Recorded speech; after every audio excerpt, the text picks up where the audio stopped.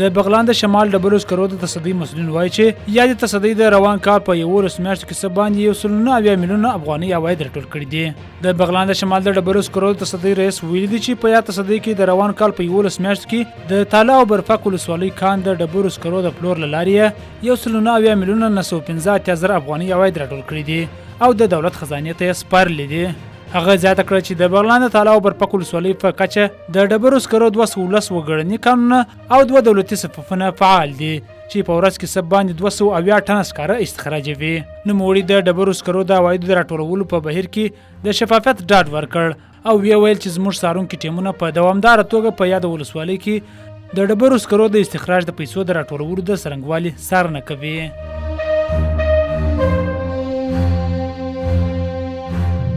د افغانستان بانک اعلان کړی دی چې سبا د پنځشنبه په ورځ به 18 میلیونه امریکایي ډالر د داوطلبۍ له لارې لیلاموي. د افغانستان بانک نن د یو ټویټ په خبرولو سره سوداګریز بانکونو، صرافانو او د پولي خدماتو له شرکتونو چې په شرایط برابر وغوښتي سو په دې داوطلبۍ کې ګډون وکړي.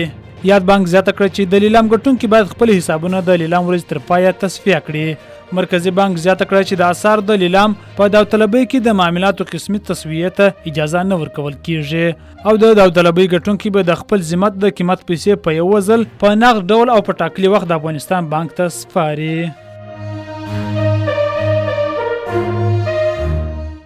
د افغانستان برېښنا شرکت له لوري د کونړ د مناګ برېښنا کوډ د اساسي بیارغونې چارې پیل شوې دي.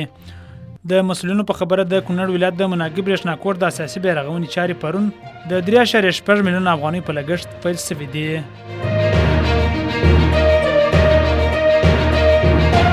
د سره صلیب نړیوالې کمیټې ویلي دي چې دوی هر میاشت په 9 سترو مرکزونو کې معلول وګړو ته خدمتونه وړاندې کوي او د مصنوعي غړو په جوړولو سره هغوی په ټولنیزو چارو کې د برخې اخیستنې لپاره جوګه کوي. د افغانستان لپاره د دغه کمیټې د پروګرام مشر میرمن مارتین فارون د سرپرست حکومت له سیاسي مرستیا سره په لیدنه کې ویلي له هغو کورنیو سره به د مرستې لړۍ جاري ساتي چې نارینه په جګړو کې وژل شوي وي او د نفقې د پیدا کولو لپاره بل څوک نه لري. د دغه کمیټې د پروګرام مشر ټینګار کړی دی چې دوی به د پخوا په شان د روغتیا، انرژي او د بندیانو سره د هغو د کورنۍ د لیدو کتو لپاره د زمینې د برابرولو لپاره خپلې هلې ځلې جاري ساتي.